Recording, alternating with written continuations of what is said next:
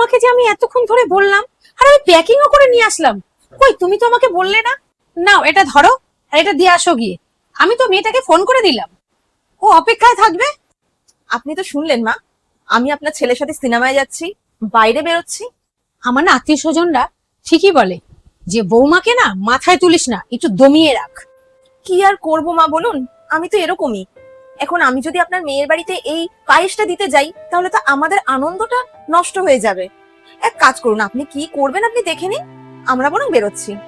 এটা কিন্তু ঠিক করলে না বৌমা, খুব বাড়াবাড়ি করলে। বাবু তুই মা, আমাকে বলে লাভ নেই। তুমি তো শুনলে যে আমরা সিনেমায় যাচ্ছি, আর দিদির বাড়ি এখান থেকে অনেক দূর, সম্ভব নয় এখন যাওয়া। খারাপ কোন জিনিসটা জানেন মা? আপনি কিছুক্ষণ আগে যেটা আমার সাথে করলেন, আপনার নিজের কাজটা উদ্ধার করার জন্য আমার সাথে মিষ্টি মিষ্টি কথা বলে আমাকে ভোলানোর চেষ্টা করছিলেন। সত্যি কথা বলতে কি জানেন তো মা, আপনার মনে আমাকে নিয়ে ভীষণ ঘৃণা।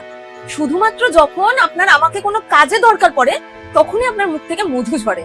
এখন যে আমার মেয়েটা ওখানে আশায় বসে থাকবে, সেটার কি হবে? আপনি নিশ্চিন্তে থাকুন, আমরা দুজন ওইদিকেই যাচ্ছি, আর আপনার মেয়ের বাড়িতে এটা পৌঁছিয়েও দেব। তবে মা একটা কথা মনে রাখবেন, আপনার মনে আমাকে নিয়ে কোনো রকম কোনো সম্মান ভালোবাসা যদি না থাকে না, প্লিজ আমাকে নিয়ে মিথ্যে ভালোবাসার নাটক করবেন না। আজকে আপনি যাদের কথায় আমার সাথে এরকম ব্যবহার করছেন না মা, আপনার বৃদ্ধ বয়সে কিন্তু তারা আপনাকে দেখতে আসবে না, দেখবো কিন্তু আমি।